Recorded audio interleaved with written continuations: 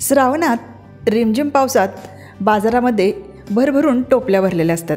त्या म्हणजे गर्द हिरव्या रंगाच्या, थोड्याशा लांबट, थोड्याशा ओबडधोबड श्रावणी घेवड्याच्या शेंगा।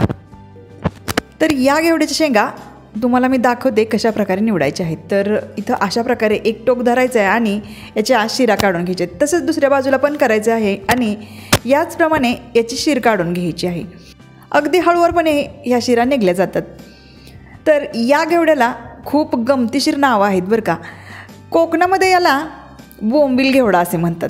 तर हसायला आलं ना थोडंसं नाव ऐकून पण काही ठिकाणी याला वालपापडी म्हणतात, तर गुजरातमध्ये याला सुरती पापडी असे म्हणतात। तर असो, ज्या त्या प्रांताप्रमाणे याला वेगवेगळी नावं आहेत।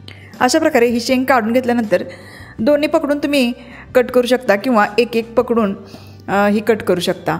याचे 3 ते 4 तुकडे करून घ्यायचे आहेत। तर याप्रमाणेच आपण सर्व शेंगा निवडून घेऊ। हे बघा, आपली शेंग निवडून झालेली आहे। आता आपण ही स्वच्छ 2 ते 3 पाण्याने धुवून घ्यायची आहे। अशा प्रकारे थोडीशी हाताने चोळून धुवायची आहे व नंतर याच्यामधलं पाणी काढून घ्यायचं आहे। नंतर परत एकदा पाणी टाकून ही धुवून घ्यायची आहे। तर अशा प्रकारे 2 ते 3 वेळा ही शेंग मी धुवून घेतलेली आहे। गॅसवरती कढई मी गरम करून आधीच घेतली होती। आता त्याच्यामध्ये 1 पिळी तेल टाकून घेऊ। तर कढई गरम करून घेतली असल्यामुळे तेल लगेच गरम झालेलं आहे। आता त्यामध्ये आपण अर्धा चमचा मोहरी आणि अर्धा चमचा जिरे टाकून घ्यायचे। तर मोहरी छानशी तडतडली की जिरे टाकायचे आहेत। आता या फोडणीमध्ये पाव चमचा होईल इतपत हळद टाकून घ्यायची आणि लगेच त्याच्यामध्ये जी आपण निवडून धुवून घेतलेली घेवड्याची शेंग आहे ती टाकून घ्यायची आहे। आता ही शेंग थोडीशी आपण हलवून घेऊ, म्हणजे अर्धा 1 मिनिट आपण हे हलवायचे आहे, म्हणजे ही थोडीशी नरम पडते। आणि नंतर आपण याच्यामध्ये जे मसाल्याचे साहित्य आहे ते टाकायचे आहे। या घेवड्याच्या शेंगाच्या भाजीची गंमत अशी आहे की याला साहित्य अगदी नाच्या बरोबर लागतं, खूप कमी साहित्य लागतं।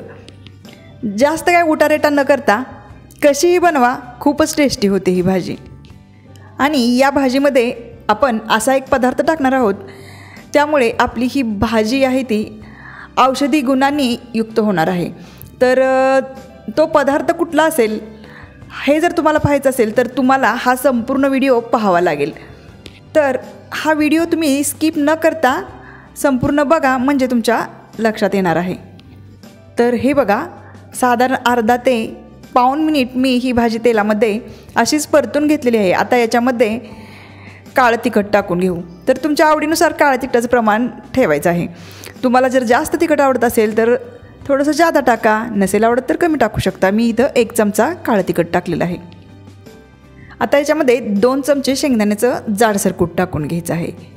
चवीनुसार मीठ ॲड करून घ्यायचं आहे आणि सगळ्यात शेवटी याच्यामध्ये मी जो म्हणलेला पदार्थ आहे तो टाकून घ्यायचा आहे। तर तो पदार्थ म्हणजे हा आहे जो तुम्ही पोटदुखीमध्ये वगैरे खाता, तर तो म्हणजे ओवा।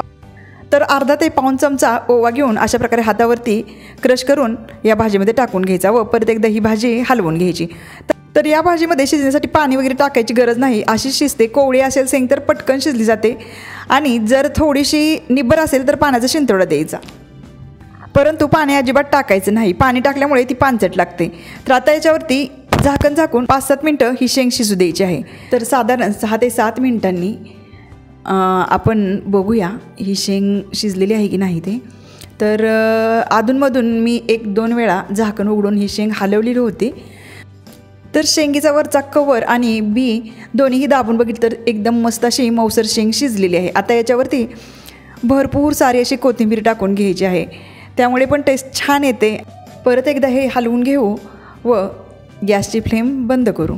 ही भाजी जेवढी करायला सोपी आहे तेवढीच आरोग्यासाठीही खूप चांगली आहे। याच्यामध्ये भरपूर प्रमाणात फायबर्स असतात, तसेच मधुमेहांसाठीही अतिशय चांगली आहे।